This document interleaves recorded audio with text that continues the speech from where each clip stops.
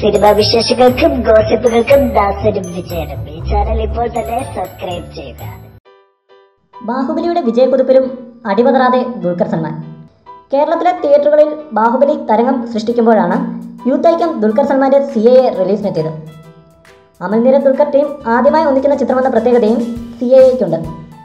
ടീസറിലൂടെ one hype സൃഷ്ടിക്കാൻ സാധിച്ച ചിത്രത്തിന് ഭേദപ്പെട്ട തുടക്കമാണ് ലഭിച്ചത്. ചിത്രം ആദ്യ 2 ദിവസങ്ങൾ കൊണ്ട് 5,98,00,000 ബോക്സ് ഓഫീസിൽ നേടിയത്.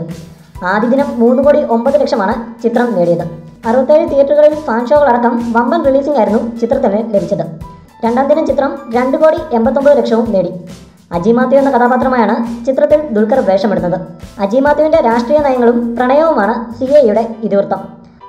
പതിവ് അമൽനീര ചിത്രങ്ങളിൽ നിന്നും വിപരീതമായി ആദ്യ പകുതിയിൽ ലളിതമായ അവതരണ ശൈലിയാണ് ചിത്രത്തിൽ സ്വീകരിച്ചിരിക്കുന്നത്.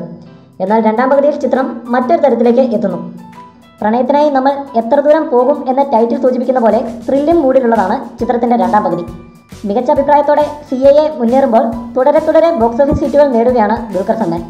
കൂടുതൽ സിനിമാ വിശേഷങ്ങൾക്കും ഗോസിപ്പുകൾക്കും ദാസനും വിജയനും ഈ ചാനൽ ഇപ്പോൾ തന്നെ സബ്സ്ക്രൈബ് ചെയ്യുക.